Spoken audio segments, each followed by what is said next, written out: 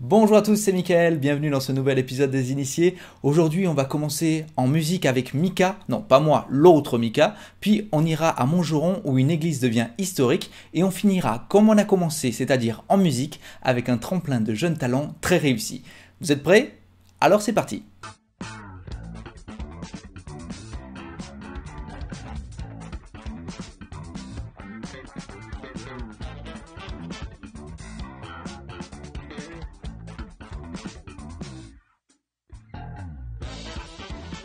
Et on commence donc avec Mika. L'artiste-interprète a donné rendez-vous aux téléspectateurs de France TV, pas très loin d'ici, c'est-à-dire à l'Opéra Royal de Versailles, pour un concert exceptionnel.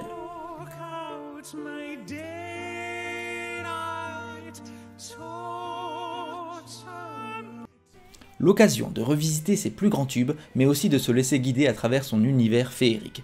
Ce spectacle, filmé en décembre dernier, a été joué devant quelques spectateurs, tous masqués. L'artiste s'invite chez le téléspectateur avec délicatesse et finesse, en le faisant voyager à travers des styles différents et son histoire personnelle.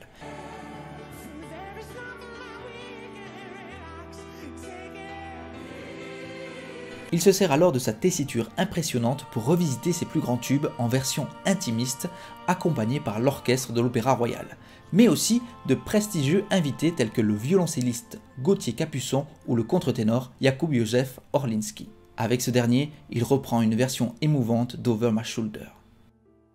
Ce spectacle est tout simplement un pur bijou. Vous pouvez le retrouver en replay et bien sûr, je vous mets le lien dans la description.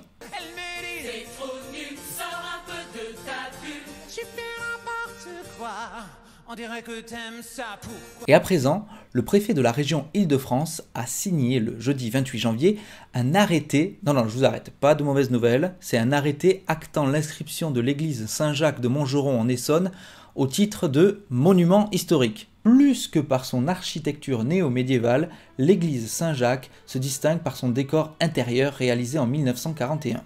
Les peintures murales et mosaïques mêlent motifs spirituels mais aussi des thèmes politiques à l'image des vitraux. Réalisés par Charles Montméjean, les vitraux constituent un élément remarquable de l'église Saint-Jacques. L'un d'eux est notamment perçu comme un acte politique de condamnation du nazisme. Il montre un bourreau qui, épée à la main, s'apprête à exécuter Saint-Jacques. Mais si on regarde dans le détail, la tête du bourreau et sa mèche sur le côté est la même que celle que portait Adolf Hitler. Et la prochaine fois que vous passerez par là, vous pourrez impressionner vos amis avec ce petit détail. Comme quoi, c'est pas mal d'être un initié.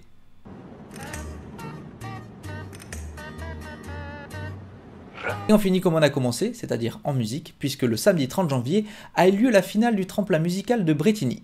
Une édition tout à fait particulière puisqu'elle s'est faite en Facebook Live dans la salle Le Racam.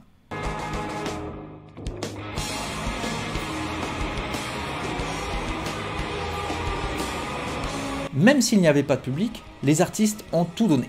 3 groupes étaient en lice pour cette finale présentée devant un jury composé d'élus de la commune, de l'équipe de la salle et du service jeunesse. Il revenait ici pour surfer, il m'a dit mec prends la route, moi ça m'a changé. Ici, tu sais, l'amitié, c'est un peu surfait.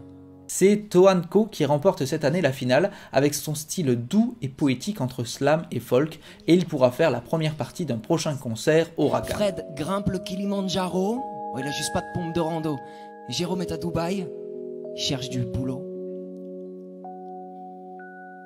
Iris et Saturday Afternoon, les deux autres groupes, n'ont pas démérité en proposant des sonorités rock fortes en décibels.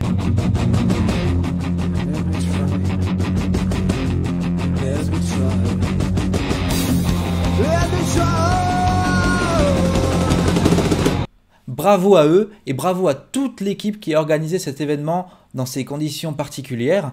Et d'ailleurs, vous pouvez retrouver l'intégralité de la finale sur la page Facebook de Racam que je vais vous mettre en description. Les artistes émergents à exister, les gros artistes vont s'en sortir, les grosses boîtes vont s'en sortir. Nous, alors là, voilà. Donc gros merci à vous, gros merci à toutes les équipes qui se battent pour la culture à tous les niveaux. Merci beaucoup.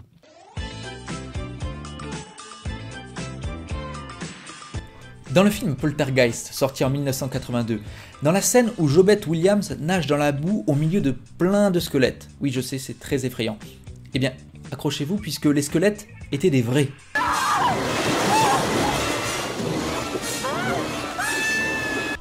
Et l'actrice elle-même n'a appris qu'après le tournage à quel point ils étaient réels.